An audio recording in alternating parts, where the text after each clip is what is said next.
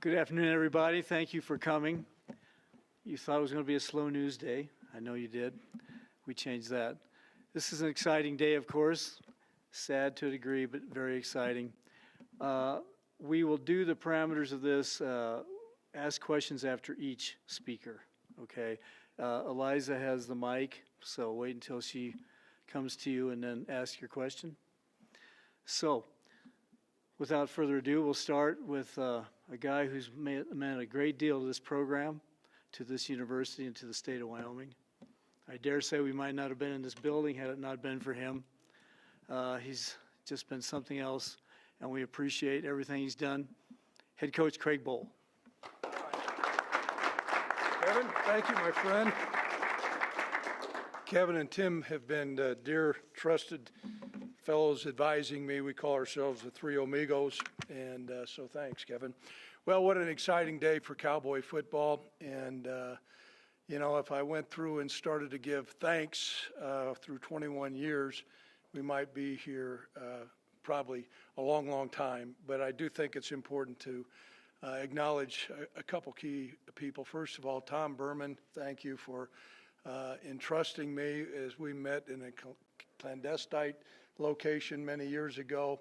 Tom looked at me and had a number one request that we wanted to play Cowboy tough football. And Tom, I think we've delivered that. A brand of football and a football program that I really believe resonates with the members of our state and our alumni all over the country. And so I want to say thank you for trusting in me. I also want to acknowledge Gene Taylor, who hired me at NDSU, who's now at Kansas State. Those two men entrusted me as far as leading a football program. I'd also like to acknowledge our staff. They're working like crazy right now as we get ready for Toledo, but you'll hear from Coach Sawvel here in a little bit. Tim Polisek, Mike Grant, Oscar Giles, Aaron Bohl, Gordy Haug, Shannon Moore, Joe Tripodi, Benny Boyd, Brian Henricks. And so I learned a long time ago that the assistant coaches are the ones that drive the train, and those men are really remarkable. Along with those men, there's been other men during the tenure here that have added so much. And so I want to say thanks to all the assistant coaches that I've had the privilege to work with through the years. And then most importantly, thanking the players. Our players are remarkable. The culture that we have here is certainly a credit to them. As I looked through and processed this decision, one of the things that was important for me was to make sure that we leave the program in better hands and in better shape than when I first was entrusted with that. And that has a lot to do with the current players and many of the players that I've heard from.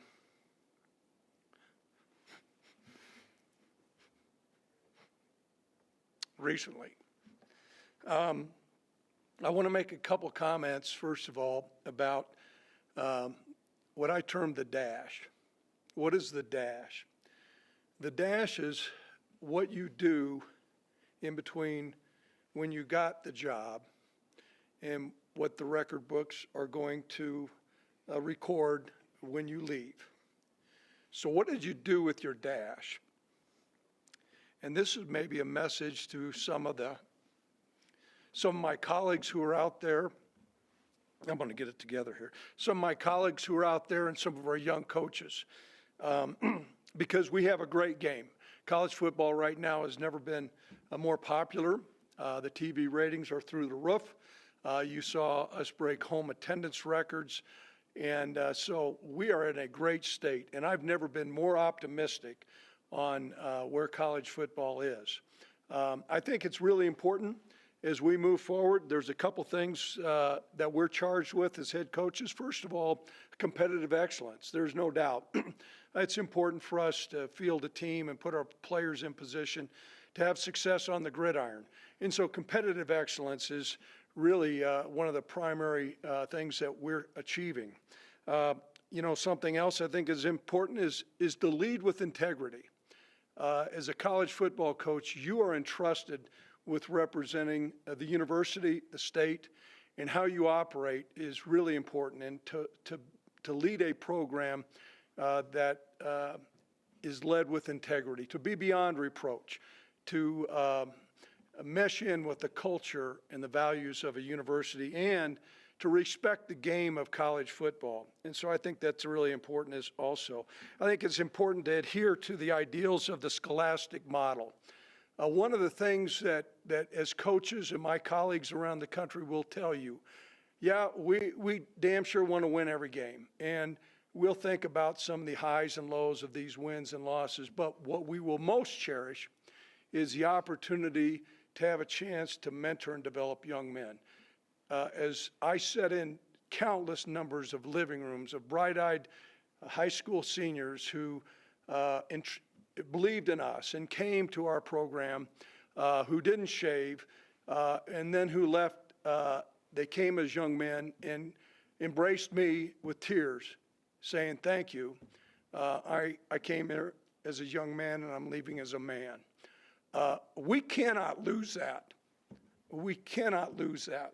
And I'm a little bit concerned if we get off track of those things, we're going to start to have some of those things begin to deteriorate. Certainly, we're excited about the opportunities for our players to receive compensation with name, image, and likeness, and some of the other things. There are opportunities to transfer. We embrace those things as college coaches. What I do think is important as we move forward, I'd encourage our presidents, CEOs of universities to make sure that we stay true to our values, to be engaged. I think it's important that the stakeholders of college football come together in a collaborative fashion, and let's look at our state, let's look at some of the places where we're at, maybe some of the missteps, and then some of the positive things that we've done, but come to a place where we can move our game forward. And I think coaches deserve a spot at that table. We certainly, as coaches, we don't have all the insight to take the bully pulpit, but I think our voices need to be heard. And so I've never been more optimistic about college football, but I do think we need to have some wisdom as we move forward. Where we're at here, with Cowboy football, I know it was asked many times, even last summer, Coach, are you going to retire? Are you going to retire? And that was a legitimate question. It was asked during the course of the year. And as you guys know, I didn't give you an answer.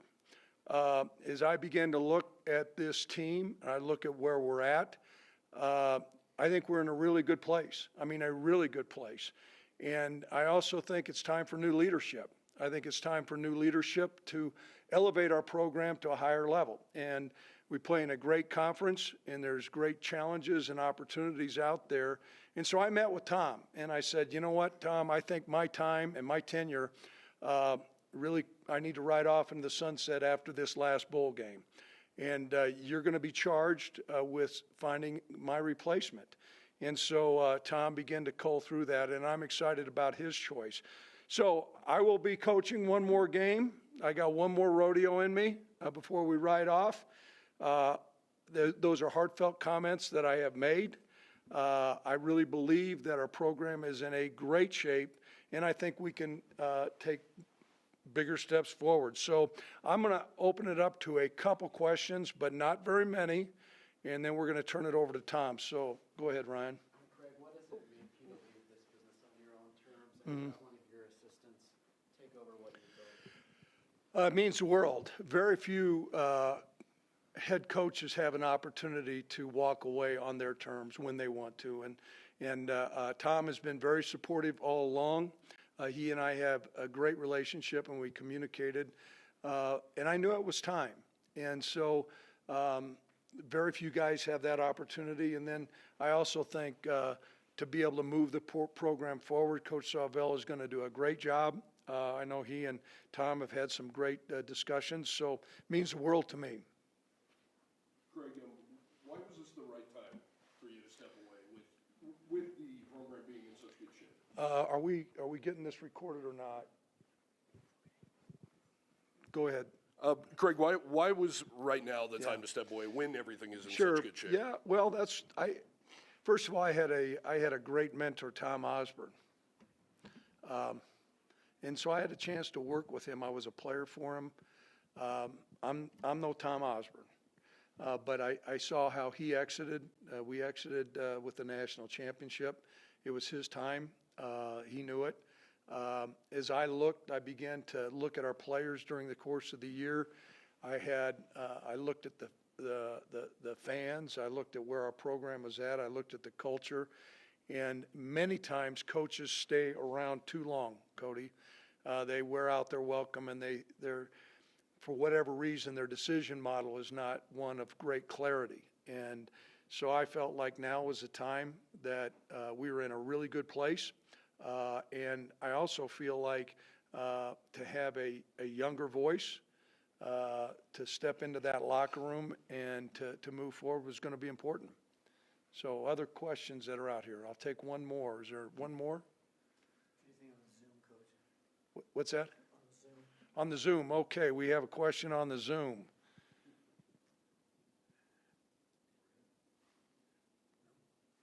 Okay, we're good.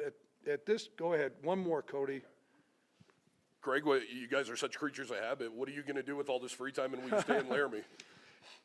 Well, you know what, my wife and I, and like I said, my wife and I talk at the end of each year, and we've got new adventures that are out there. You know, I think an opportunity to still be involved somehow with college football.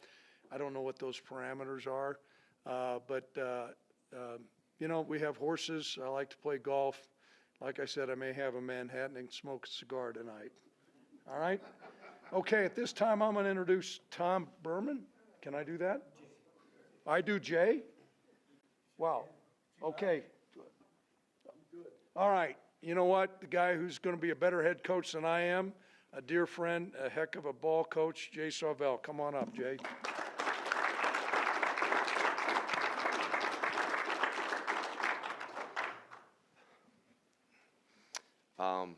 Didn't see this coming 2 weeks ago, for sure, in that regard there. And so, you know, I'm excited. This is a great day for me personally. This is a day that I probably wouldn't have guessed would have happened 3-4 years ago, that I would have had this chance. And I'm indebted to so many people, and I'll be quick in the thank yous to this. You know, I've got a mom that I talked to last night on the phone and told her that that I was going to be named the head coach at Wyoming, and the only thing she said to me, well, that defense better play damn good in that bowl game. And so I was like, okay, thanks. So we got our priorities straight there. So I don't need any other critics or anything else in the world. I've got one that I've grown up with for a long time. I've got, you know, two brothers that, you know, I looked up to throughout life, that they're very excited for my opportunity. I've been blessed to play for and coach for multiple Hall of Fame coaches. You know, I played for Larry Karras at Mount Union College, who formed a lot of just philosophies in a lot of us that have gone on. And I know it's been documented in different ways. I don't know where I'm at in the tree, but with Sirianni with the Eagles and Matt Campbell with Iowa State and all these other people who have been around, you know, I'm kind of another one that gets a head coaching job from there.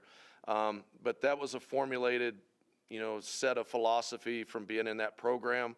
My first coaching job was for Roy Kidd, who just passed this past season. Roy Kidd was one of the best human beings I think I've ever come across on this earth, and owe so much to him. You know, worked for Lou Holtz, worked for Jerry Kill for 15 plus years. And he's obviously doing really well at New Mexico State. And, you know, there's so much that I learned as a part of that experience. And when I had a chance to come work for Coach Bohl a few years ago, I didn't realize that, I didn't realize that I would work for someone who probably made maybe a bigger impact in my life. You know, and so I thank you because of, you know, like, we had a lot of football discussion. We had a lot of different things that we went through. But also, there's certain things in life that I've been a part of and had that maybe mirrored some things that he had in life experiences. And so, I don't know, maybe 50% of the time we talk football, and 50% of the time it was probably life. And, so I'm blessed to have him as one of the greatest mentors that I could ever have. And fortunate that way.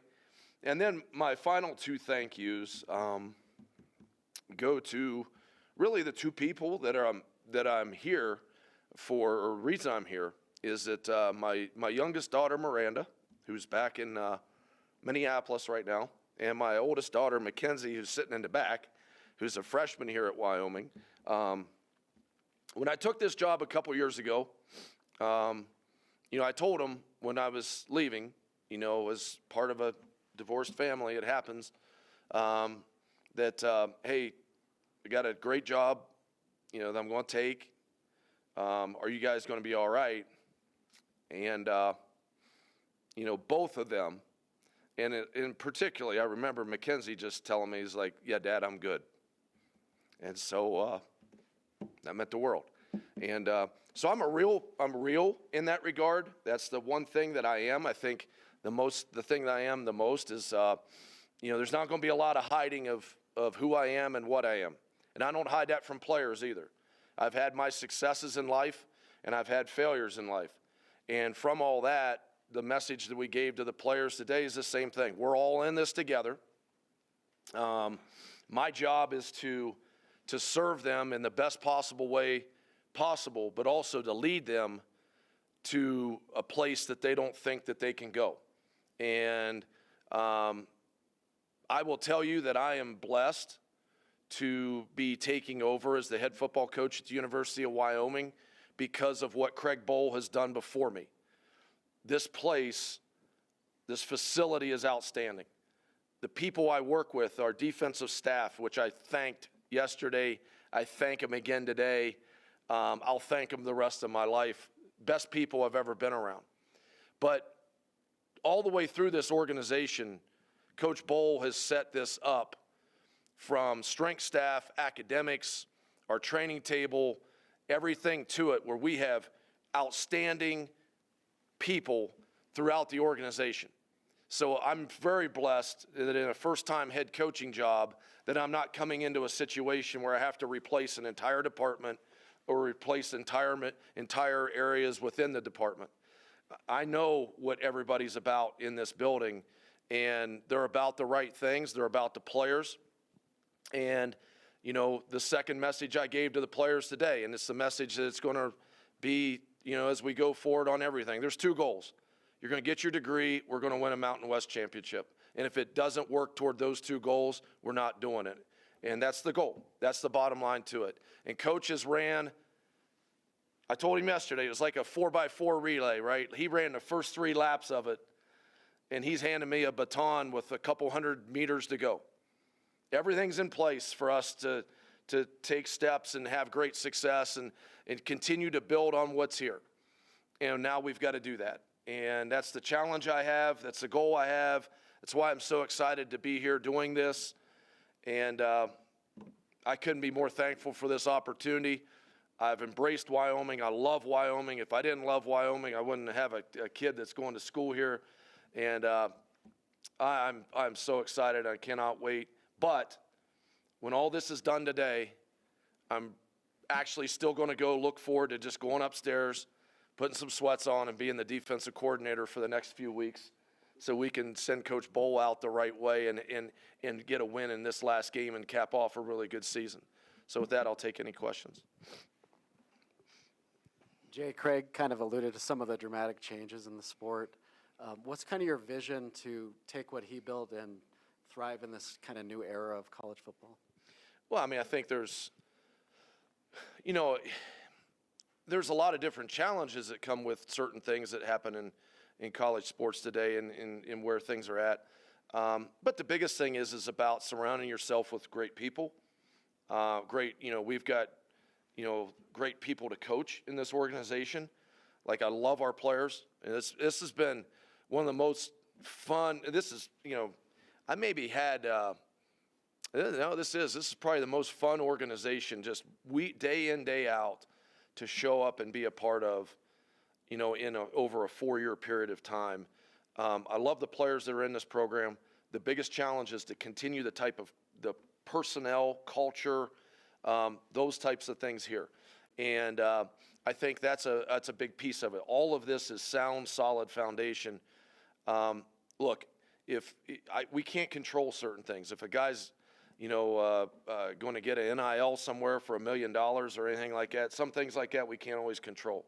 What we can control is that every day we show up here, we do the best job we can with the people that walk through this door. And at the end of the day, we can look in the mirror and go, I did my best for those people today, and that's what we're going to do. Jay, congratulations first off. Can you walk us through how this all went, and did Tom call you, and what your emotions were like when you found out the news? So I'm permitted to. Yeah, go ahead. Following the Nevada game, we had a staff meeting on that Sunday after the game, and my daughter was flying back into Denver that day, and I asked Coach on the plane that night. I said, how long will the staff meeting be tomorrow? Because I'm going to go pick her up. She knows I'll be late. He said, I'll be out 20 or 30 minutes. Right then I was like, well, this is news or something, because normally in coaching, when you have a 20 or 30-minute staff meeting on a Sunday after a game, it's normally not always something there. And so when he told us that and told us, the news that this would be his last game coming up, then it just turned into kind of the unknown. Tom had reached out to me a couple days later. We talked, and then there was just some quiet time there over the next few days where you're just trying to get thoughts together, get your plan together, get ideas together for everything. We met on Monday, right? Monday it was. Today's Wednesday, right? Yeah, we met Monday, and that's how that all worked out. But and when I found out, it is what it is, right? Like it's a dream come true. It's that much more impactful when you get to follow someone that you have so much respect for and so much admiration for, and it's that much more impactful when you get to do it at a place that you already love, and with a group of players that you already know you enjoy coaching. I mean, most of the time when people take head coaching jobs, they walk into a team that they don't know. They walk into a place that they don't know if they like living, and the whole thing, and I don't have that, in any way, shape, or form.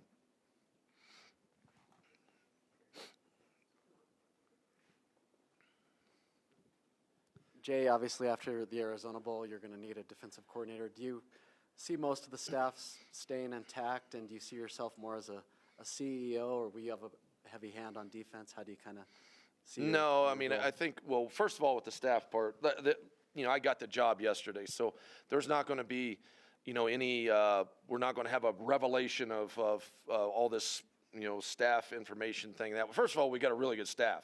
So, there's in a lot of situations, it's kind of like everything. Everybody's always, everybody always wants to trade a player, right, in the NBA. Well, who you getting back? It's one of those things that way. It's like everybody wants this or that or the other. Okay, well, I know the quality of the people in this building. It's outstanding. As far as your question about me defensively, the one thing I've learned, and I've been through a couple things where I've got to observe transitions before, is that don't try to do too much. And I think if I wanted to do this job right, where my biggest strength, in my opinion, is relationships with people, because that's what I am. I'm a relationship people person. I told you, you saw. I'm real. What I do, what I've been through. Our players, you can talk to a lot of our defensive players. They know my successes in life. They know my failures in life, and they know I'm confident in a lot of ways. But they also know that I'm real in a lot of ways, and the fact that I want to make sure that I do everything I can for everybody in this program and not just one side of the ball or anything else. So no, I will not be calling defenses. That's going to be passed on a different way, and that's what we're going to do.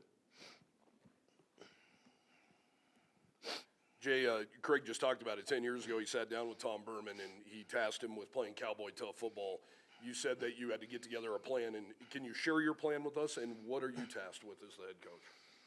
Well, I mean, as a head coach, the number one thing that I feel like right now is that I mean, where we're at, we're consistently good right now. We really are. We're a consistently good program. When we show up and play every week, everybody knows that we're going to play well, we're going to be in games, we're going to win games, and that whole thing. And that's a credit to where Coach Bohl has the program. We're consistently really good. You know, the task is to not only, you want to maintain, but you got to build, right? Like we want to build, you know, and that's the thing there that look, I hope that 10 years from now that I can do the same thing as have a press conference this way. And then I hope that in my 10th year that we can say we've won X number of Mountain West championships. That's what I want. That's what I want. And when Coach Bohl came here, this facility wasn't here. And there's a lot of heavy lifting that has to be done when you take over a program that, you know, has, 2-win seasons or whatever and no facility and all that. There's so much earth moving that has to be done that for where our program is to be at right now, bowl games the last 3 years, 8-win season this year, the type of wins that we had this year, the attendance that we had. Okay, great. And that's a great model to start with. Now my task is to build on it, right? And it's not to maintain, it's to try to build on it. And that's the coach's expectation for me. He doesn't want, he wants me to shove it forward. It's got to go shove forward. And that's what it is. And that's the expectation to it. And that's the energy that I've got every day that, and I don't go anywhere. I stay in this building like all the time anyway. So I'm looking forward to just what we can do. I want to shove this forward and do the best we can. So, Jay, you've never been a head coach at any stop. Mm-hmm. How much are you going to rely on Craig Bohl and the Jerry Kills and the Lou Holtzes of the world as you navigate this new way of life? With Craig Bohl, it's how much he'll take my call. Okay, so it's in terms of how much I might wear him out, I told him, I said, you better keep that phone on you. I think what happens is with it, I think there's layers to it, right? Like when we're talking about like practice schedules and scripts and this, play and this defense and these types of things, those are really things that you base your experiences on and you do that.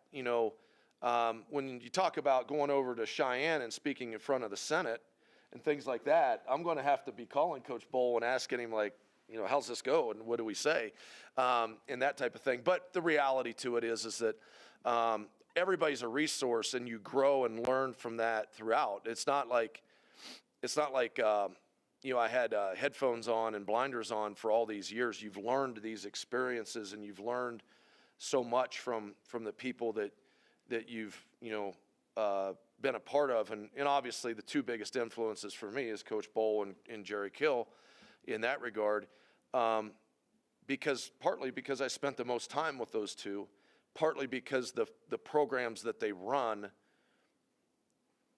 are the program styles that I believe in the most, so it's easy that way. What's your favorite Craig Bohl story that we don't know that you can share publicly? Let's go pass on that. Watch it. I will be really careful with that. I don't know. You know what? That's a great question. I tell you what. I do know this. I'll just leave it at this. Coach Bohl can make a great Manhattan, not just a good one. He can make a great Manhattan, and that's what I'll say. And he also makes a tremendous steak. And probably, maybe, I don't know, the only story I could probably tell is I have an appreciation of Silver Oak now, thanks to working for Craig Bohl. That would be my one off-the-field story, I would say. The only thing I would say, I'm going to interrupt here, that door, I about broke my foot during our COVID year when he first showed up. I was impassioned about protocol, and Jay wasn't so much. You remember some pretty pointed discussions and me kicking that door. He didn't have his mask on. Where this tie is right now would be where my mask would be quite often. And he came in here one day, and first of all, our defensive staff always met in this room, right? And so, but we're like 15 feet apart. So we must have had like super COVID going in here, because I'm standing there one day up there at the keyboard thing, and I had my mask down, and he comes in and just hotter than a hornet, and he was like, like, damn it, you can just go home if you want to put your mask up. And I'm like, man, I'd have to be blowing it on people from here. But I think, you know what, now that he said that, the one favorite thing that I have, and we have on video, is during the COVID year, he would carry a 6-foot piece of PVC pipe around at practice and be jabbing players with it to keep 6 feet apart from each other. And to this day is one of the funniest things. Out of a completely wreck of a year with all the things that we all had to go through, there's a couple things that came out of it. And I think maybe the other one was the fact that how frustrated he was that we couldn't practice outside when we first started that year because of the forest fires. So we had to be inside. So, but no, there's great stories. I loved working for him. Obviously, I believe there's 18 verbal commits right now. Have you reached out to those people? Are you confident they're going to stay? Confident they're going to stay. Reached out to all of them by text and everything. I'm going to be on the phone with all of them today. I think the biggest frontier that I have to do is the offensive commits.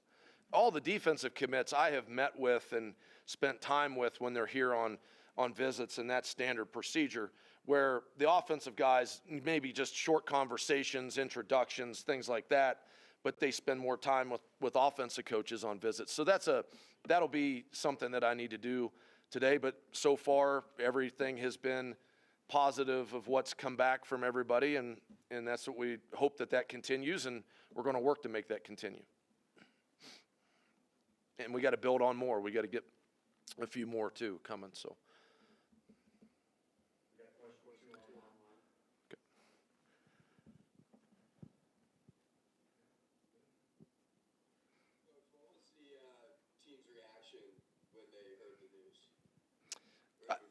I think it's pretty positive. I mean, it seemed positive at the time. I mean, there was a lot of, I got a lot of that interaction. I'm not one that wants to measure the room that way. I think it was really positive in that regard. But by the same token, and this is, kind of who I am a little bit on that. We could have videoed that today and done that type of thing today. I thought with, and Coach Bohl, same way with the news that Coach was giving. And then just for me, myself, like, I'm a football coach, and that's what it is. And I'm not like PR guy. Like, we're not going to be hanging slogans and signs all over the place around here. We're going to grind. We're going to fight. We're going to play hard. We're going to build on what we got and do that. The applause and all the stuff that we got today, I'm happy with, and it was fun, but that was internal and it was within our family, and so that's why we kept it that way.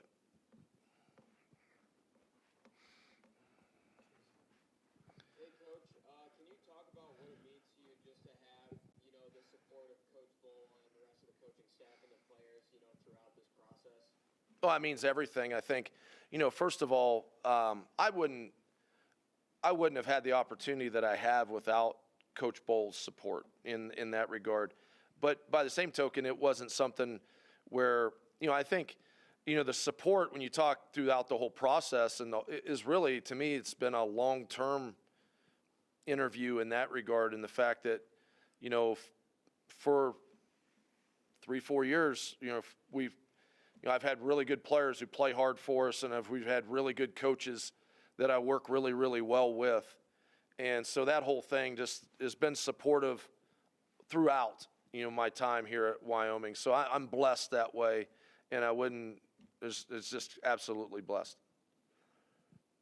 Appreciate it, Coach. Yes, thank you. Coach, just as a defensive coach, how much is the challenge of trying to get the offensive side of the game put together as opposed to putting things back in place defensively? Well, I mean, I think, first of all, again, in the mode of I'm not going to do too much. I'm not going to all of a sudden flip from being a defensive coordinator to start calling plays. We've got good coaches. I have, a simple philosophy, in terms of, this isn't like, it wasn't like I woke up 2 weeks ago and decided, hey, this head coach thing I kind of want to do sometime. I've been thinking about this for a long time. It's like, okay, if you ever get the opportunity, what are some of the things that you want to do? And, it all comes back to the coach I played for in college. It's players, formations, plays. It's not about the schemes. It's not about the structure. It's not about anything else. Explosive players make explosive plays. So one thing we've got to do, we've got to make sure that we get explosive players the ball. We've got to recruit and obtain and retain explosive players. And then we've got to make it to where those guys can play really fast. And that was always my goal defensively, every week that we went into it is, we talk, a lot, and our players would tell you the same thing. Our biggest goal is we want to play harder, faster, smarter, and do it longer than our opponent. That's what it comes down to. And so same thing offensively, right? Like, we get X number of plays, and we got, wherever the really good players are, they need to be on the field for a majority of those plays because we need to get them the ball and we need to do those things. And there's going to be certain ideas and certain things that from a defensive coach, but I've seen it where the defensive coach goes in and basically says, well, these are all the plays that bother me, and do that. And then it just screws up a whole system where you just constantly go in and wreck what the offense is doing. My job is to support them and to make sure that we go forward in the best way possible for Cowboy football because, I want us to be explosive offensively. I want us to be, to push this. Basically is I want people when they come into the stadium and get on their bus, get their food when they get out of here to be like, we don't want to see them guys again. I want that to be the pace and the way we play and the effort we play with, and we do that. We do that already. I want it to continue and even build. That's what we want to try to do.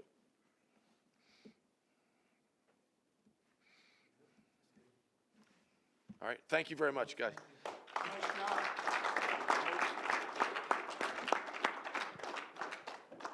I would like to introduce Athletics Director Tom Burman. Thank you all for being here. Congratulations, Coach Sawvel. Congratulations on your retirement, Coach Bohl. I'm going to miss you terribly. It's been a great 10 years. And I want to thank staff that are in the room, Matt, and Randy's not here, but Kevin and Nick and a whole bunch of you. This has been a crazy week, and in our business, sometimes you got to just grind and get things done in short window, and we did it, and I appreciate all the work of everybody. And so it's been a interesting month. So if you go to my calendar and you go to, when did we play Nevada? November 25, I think? On November 26th, you'll see a 1 hour meeting, and it just says, oh shit.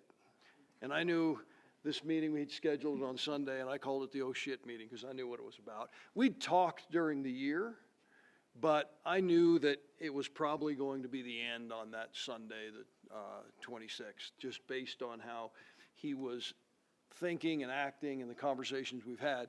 So, and when you got a coach who's at this stage of their career, you always got to have your head on a swivel and be prepared for change, and that's what I get paid to do, and so I was prepared. But I will say it doesn't mean that I did not look at all options in looking at outside the family, looking at other head coaches, looking at other coaches, because I've known for a while. But what it all came back down to was we have a really good thing going here, and we are really, really close. We just got to find a way to move the needle slightly higher and get back into that Mountain West Conference championship game. And after thinking about it and visiting with Coach Sawvel and kind of working my way through this, it was clear to me that the fastest way to do that was right here internally because we had the best coach we could hire with Jay. And so to me, it was a relatively easy decision, but one I spent weeks pondering over. So I'm excited where we are and excited to win a bowl game and go from there. So I'm happy to answer a few questions. 10 years, no coach has ever been here as long as Craig Bohl, and you've been here that whole time too. He's a friend, and not just a colleague, but a friend. What are your emotions like right now? They're all over the place. I'm really excited for Jay, and I'm excited for the football program, but I am going to miss Coach Bohl immensely. I will miss, in the world of college athletics, when you have a coach who you just absolutely trust, I mean, you know, there are times when we've had issues, player issues, staff issues, financial issues, and walk over and say, hey, we got a problem. Knowing that the other person is a seasoned veteran, calm, cool, and collected. Sometimes he goes off the handle, but he always calms down. It just makes your job enjoyable. I mean, it's a fun job when you work around people like that. And so, yeah, there's a combination of all kinds of feelings. I mean, great friend, great mentor in that I went to him with personal advice, professional advice, just picking his brain on things. So he'll be missed by a lot of people. Tom, beyond personally, how important was it for Craig to be here 10 years and stabilize a football program in this climate? And to some degree, by promoting Jay, do you expect that to continue for years to come? Yeah, I think, it would not have been in Wyoming's best interest in 2023 if we had a 2-10, 3-9, and we were finishing at the bottom of the Mountain West Conference for a period of years right now. I mean, there's so much turmoil, you don't know where we would be. So the continuity and his ability to lead and his reputation nationally, his reputation in the Mountain West Conference, it's something that has helped the university. Tom, I asked Jay this. You gave Craig marching orders that you want to be Cowboy tough. What are the marching orders for Jay Sawvel? Win a championship and do it with the right kind of people in the right way, but let's go win a championship.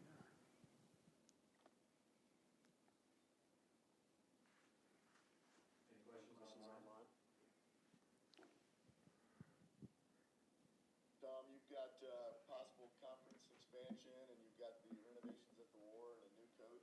How exciting right now is it for you as AD? Well, I'll tell you, seeing the lower west stands be removed in 4 days is bizarre. I'll tell you that. It is incredible what it looks like and incredible what they have done. I'm very excited about what that project's going to look like next year, but really most importantly in 2025 when we totally finish it. Conference expansion, at this point, we don't know where that's going to lead and whether we end up like some are forecasting in a conference with Oregon State and Washington State. We don't know. And so I don't really spend a lot of time analyzing that other than trying to position UW for the best position we can be in as all of this unfolds in the next few years.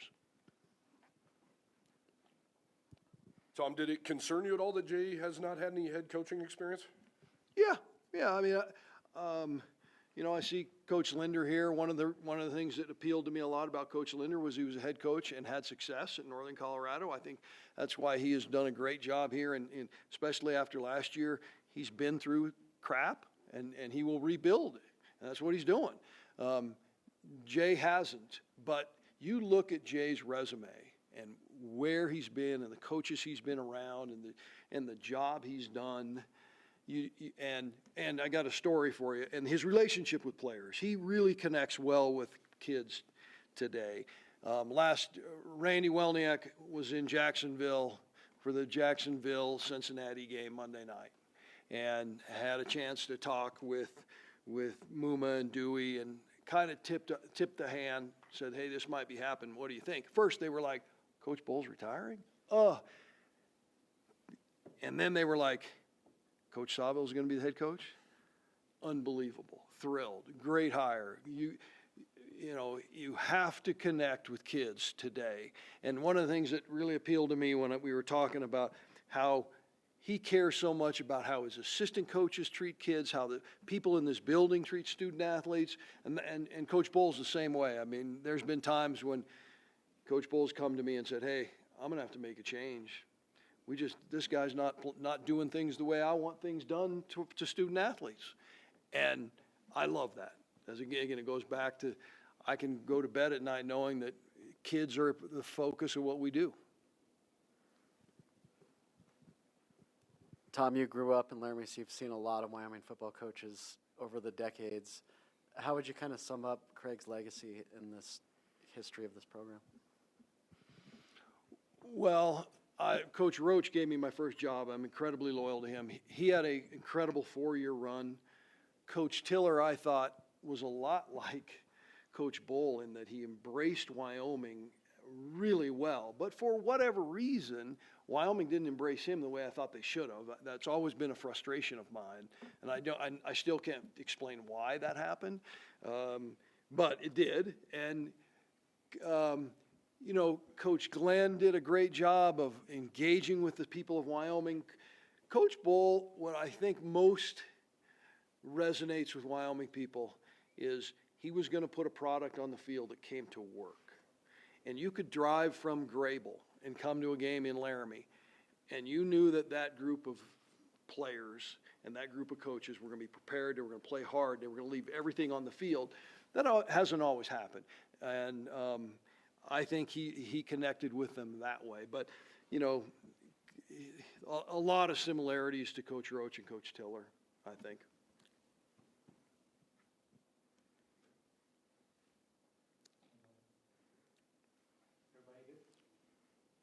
Thank you. Thank you.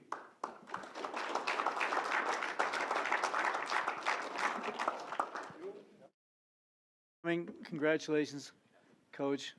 Coach Bohl, we're going to miss you. I'm not done yet. Yeah, you got one more. Thanks, everybody, for coming. We appreciate it.